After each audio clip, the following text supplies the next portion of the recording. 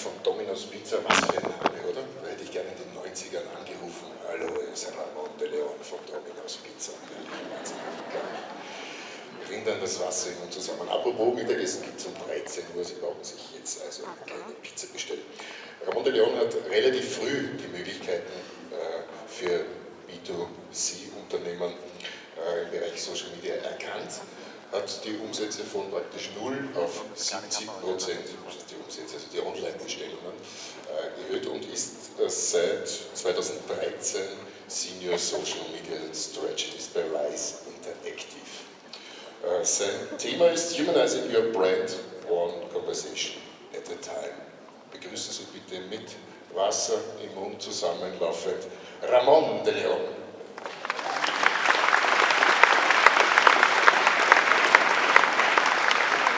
Oh yeah, I am excited to be here.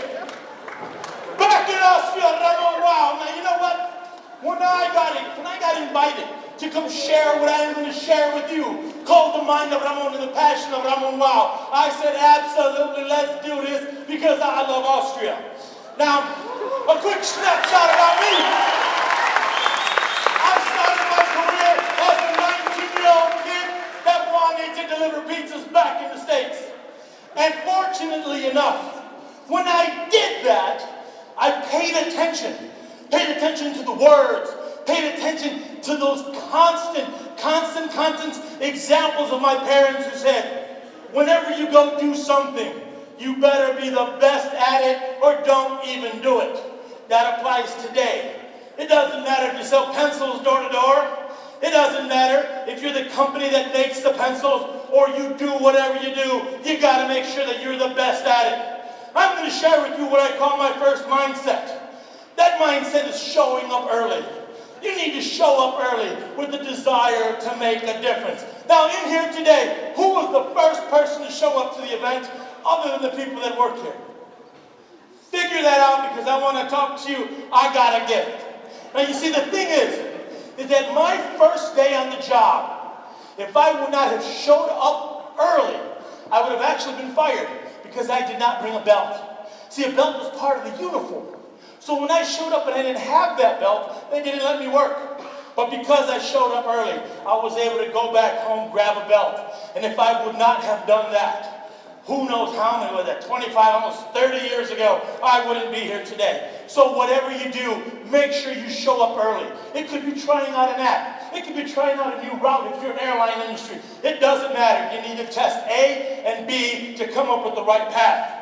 The second thing you need to do is you need to make sure that you care about your customers more than your competitors do. I'll tell you, back in Chicago, if I had a competitor who was totally, now watch how I pose for this. Make those guys' jobs easier. People that want to help you look good, help them. You got a camera there too? Come on, buddy. Hurry up, I got like 17 minutes.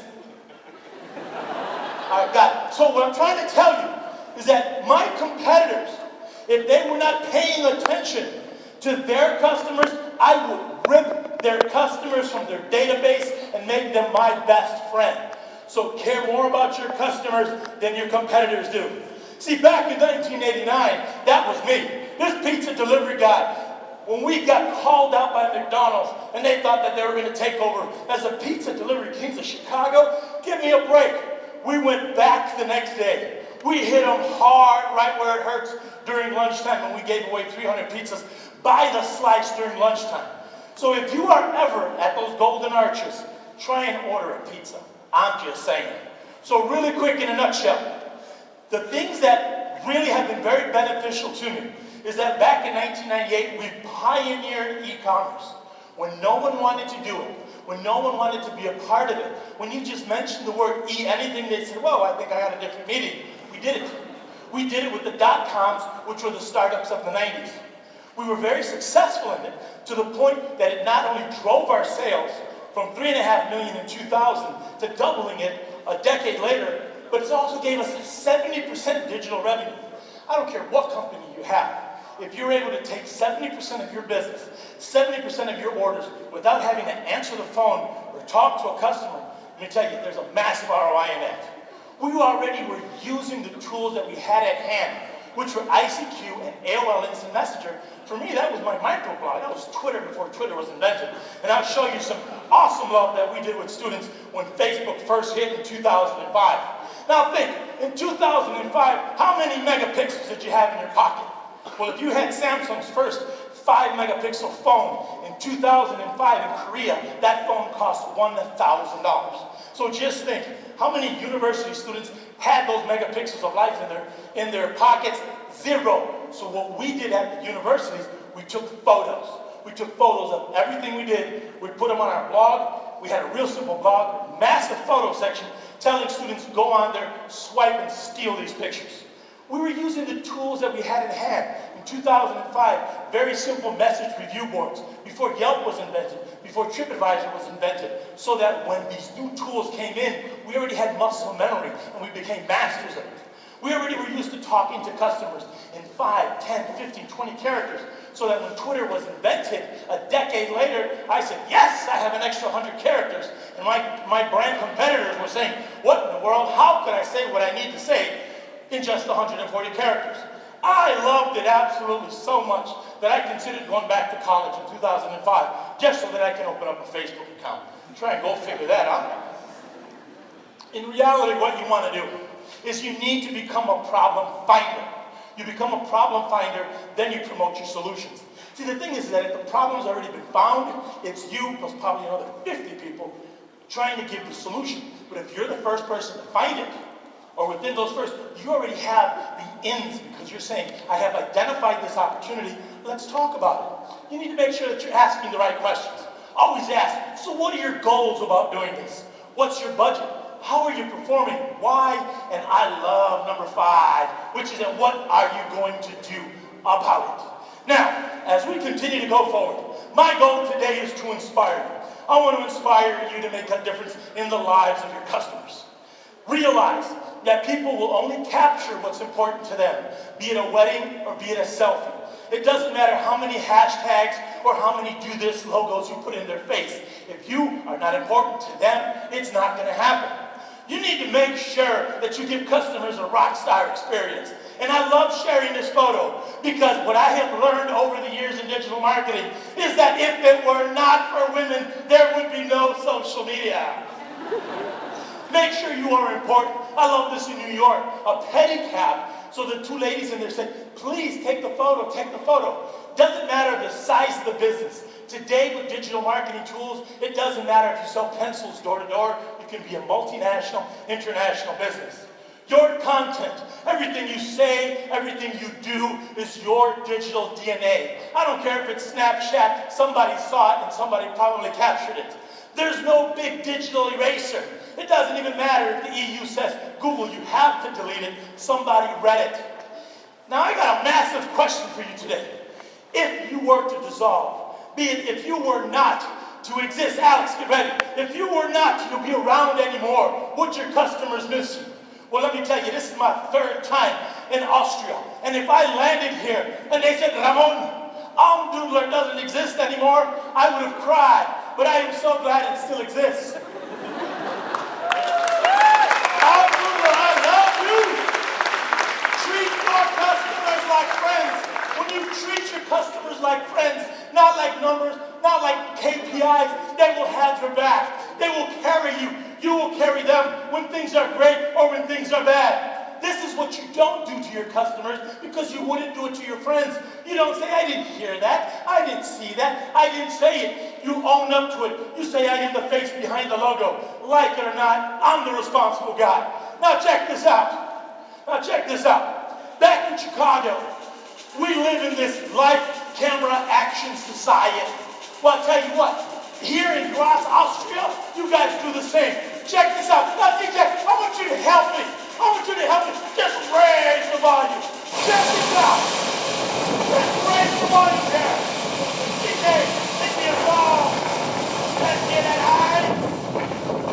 Fine, DJ, with the song. Can you imagine this outside my hotel yesterday? See, the thing is, not only do we live lights, camera action in Chicago, but you guys do the absolute same thing here. And I take my hat off to you. You guys, thank you. Now, you think selfies were so something that just started as a result of the Oscars.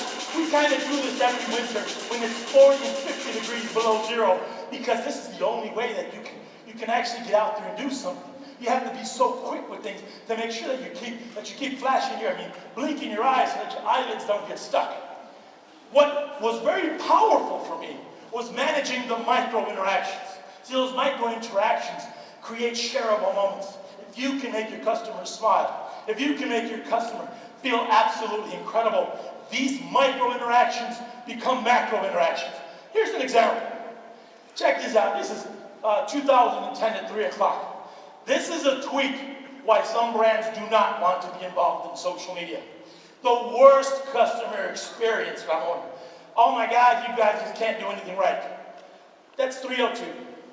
35 minutes later, in a very open, real, accessible, and transparent conversation on Twitter, we took care of it. Look at the sentiment, how it changed. But even though we took care of it, and we made her happy by fixing things, this customer said, you know what, Ramon? You made me miss half a football game. I said, no problem, Lauren. Next time she ordered pizza, I acted upon my instincts. I downloaded, used, and put to active that app we all carry. And I said, here are 2 tickets to the football game. I apologize for the fact that we made you miss the game. 1 year later, and I've done this every single year for her, to let her know that I will never forget, and that my team will never forget, we sent her another pizza party to remember how much we messed up her life last year. That's in 2000, that's a year later, 2011. That's 2012. And of course, this was 2013. And I'm looking forward to 2014. Embrace your mistakes. It's like having a flat tire on your car. The only way you learn how to fix it is by having it and changing it.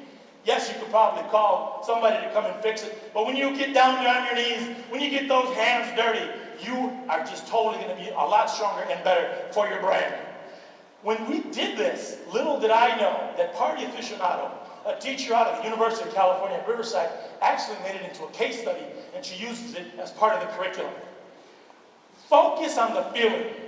Focus on the experience that people have when they come in touch with your brand. Every single contact point, think about, put yourself in their shoes. Think empathy first. You see, the thing is that there is no business out there that exists without customers. Why not focus on them? If you want to do social media, you better realize that social media is like breathing. You don't just do it Monday through Friday. That blue line are the mentions. Those 2 empty columns on the side are Saturday and are Sunday. And that yellow line is the response. You can't turn your social listening on Monday and off on Friday, because that's like putting customers on hold for 28 or 48 hours, and you wouldn't do that. You see, customers are an investment. You need to treat them that way.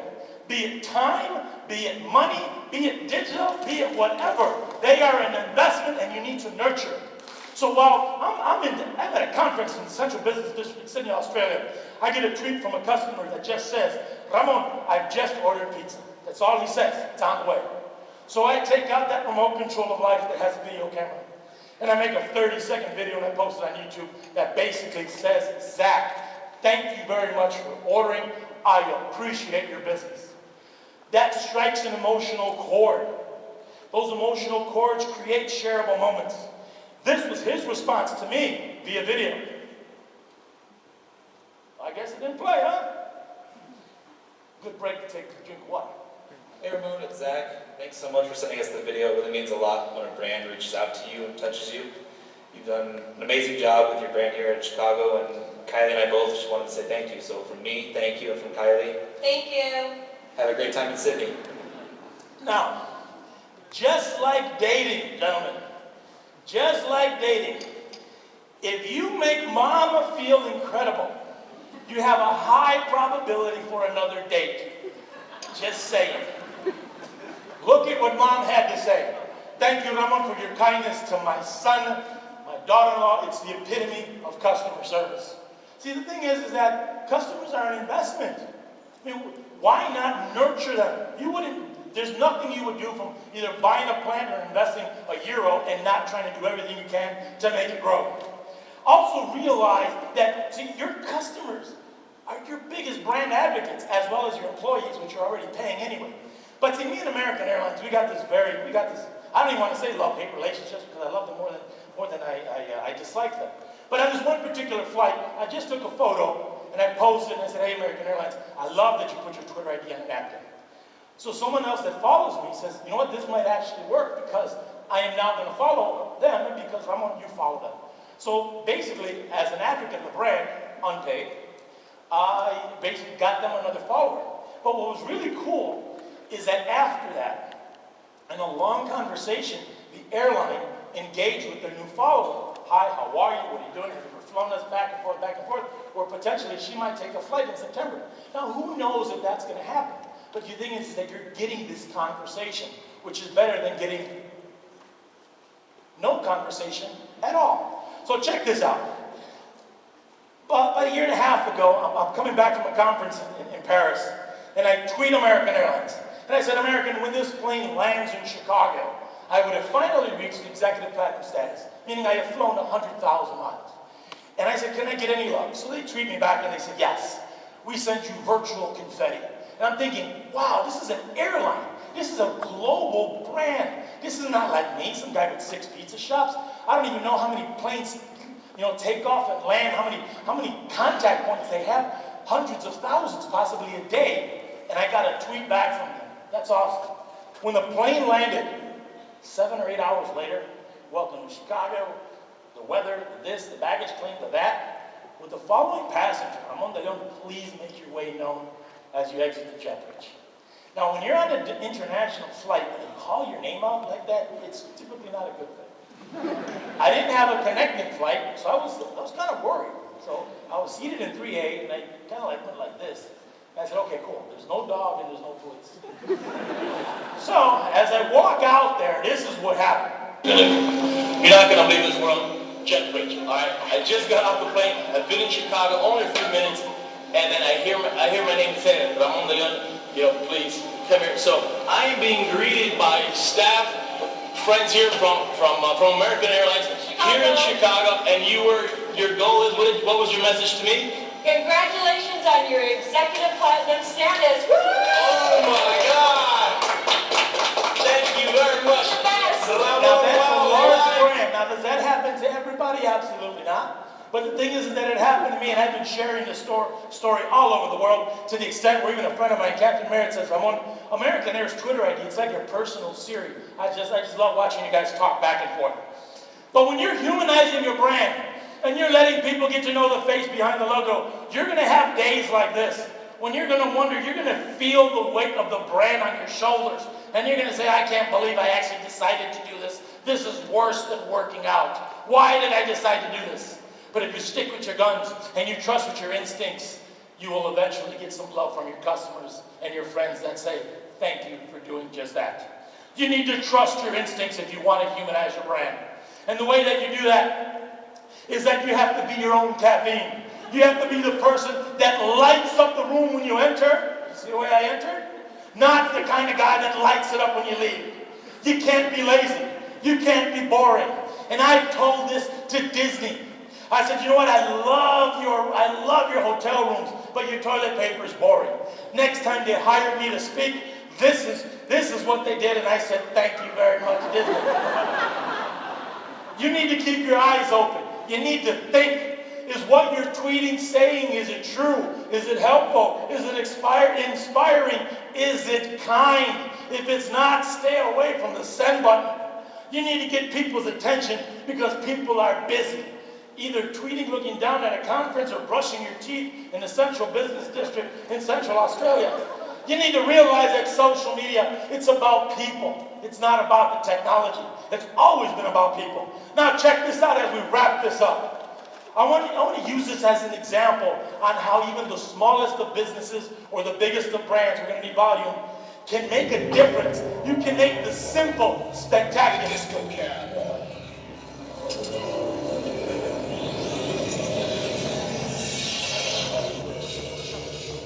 Send the bathroom right now. 1, 2, go! Let's go! This is the cast. spin the cap like this?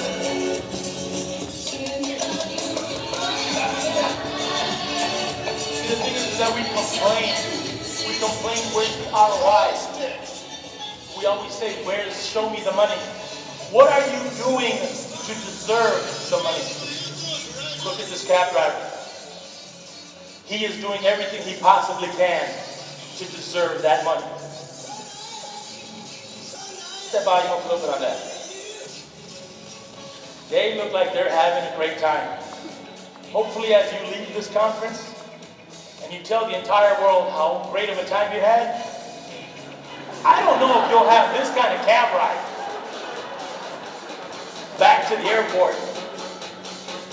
But I'm just telling you, if you are not on fire at work, you're not working hard enough.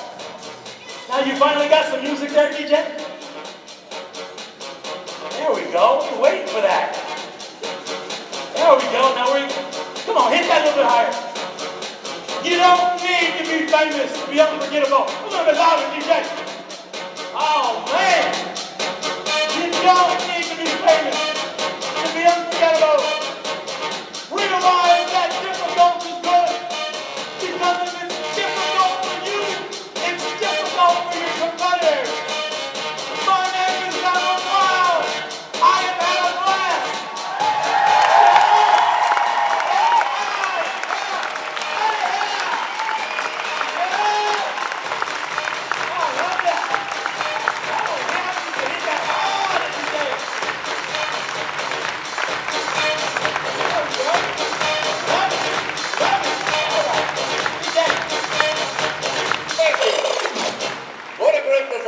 Right. And now, ladies and gentlemen, it's the Q&A! Are there any questions to RamonWOW? Haben Sie Fragen? Jetzt! Sorry, I'm on your microphone. This guy's good. This guy is good. But now, I come back to the serious topic. But you can stay in your mood. So, gibt's Fragen? Are there any questions to Ramon? Oh, None? achso, tschüss. Thank you. Keine Fragen, das kann ich mir nicht vorstellen. No questions? Sorry. Oh, doch, da ganz hinten. Hopp, hopp, hopp, hopp.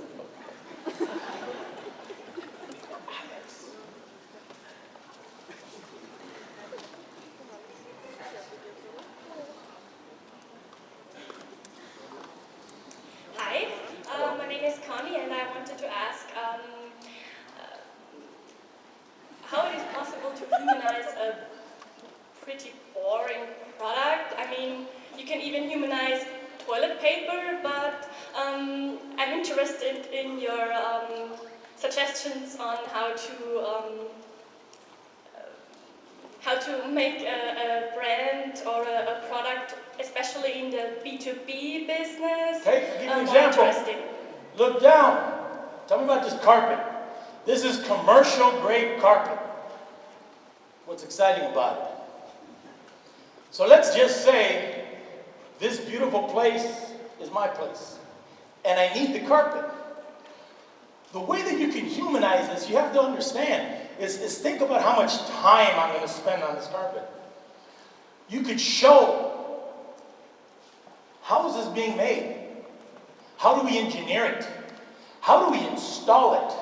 How do we get it from the warehouse or wherever we need to get it to? And how do we transform it? So just imagine if there was absolutely nothing in this room, nothing but concrete on the floor. How do we transform that concrete into this? The thing is that, remember, you have to be a problem finder. And if that's your problem, then you figure out how to solve it. I don't want to say that, I mean, it's easier done with certain things than with other things. But try and find that emotional chord, that emotional connection. And when you get there, that does help. Search the online conversation about what's going on, about either the brand, the industry, learn from others, and figure out and ask yourself, what are the KPIs that make my brand a business? And then get out there and talk about If it's the unique engineering and the way of installation that we do that no one else can do, then that might be the angle. But it's going to be something like that is it's very industry specific. It's not easy. But unless you try and fail, there's no way to learn how to fix a flat tire. Thank you. Any further question? Da in der Mitte.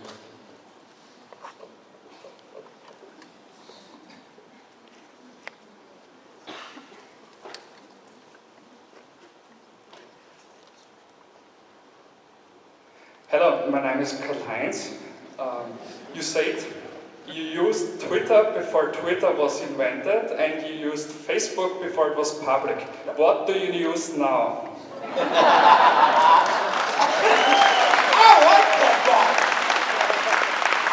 like that guy. Well, when I teach brands and on the agency side, I use a tool that's called Topsy, T-O-P-S-Y. So what I love about that is as I do this Twitter class, instead of like a Twitter 101, I call it a Twitter negative one.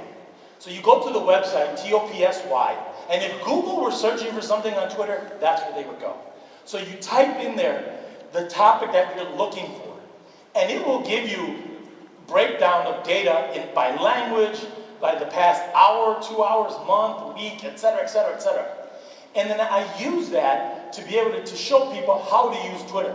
So you don't even need a Twitter account, which is actually cool. So the thing is that when you go in there and you start engaging and reading and looking at that conversation, sooner or later you're going to say, "Oh, I love this," or "Man, this guy's crazy," and you're going to want to respond. So Topsy is right now it's something I use in my arsenal.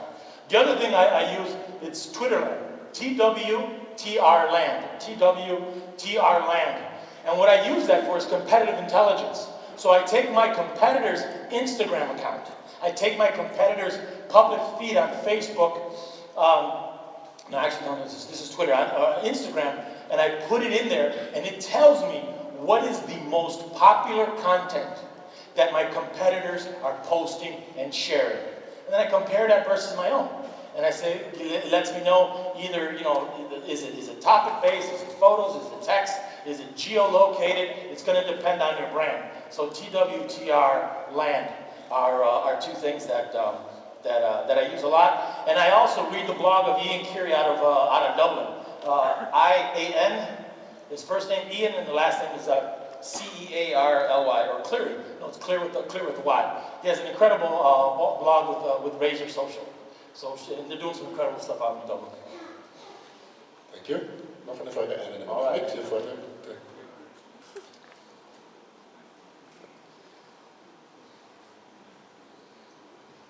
Hi, my name is Mike, and I wanted to ask you, how do you create so much positive energy towards your business? I mean, is this just the way you were born, or is there some special strategy behind this of your personal management and stuff around this? The thing is that in part it's my DNA and it's my character. It's like somebody who's really good at a sport. There's a lot of natural stuff that comes this way. So if that's not you, if you're not that excitement, the smartest thing you can do is you can go out there and hire that person and make them as part of your team. You see, the thing is that, again, sometimes you can argue that advertising is the cost of being boring. And if you're going to be boring, it's going to cost you a lot in advertising to get the world to know you. So in one part, I was very lucky that it was just part of my DNA. But if I was challenged with that, I would be smart enough to go out there and hire the right people. So, all right, I think we're Thank you. Das war's. Danke an den All right, well, Tornado aus Chicago.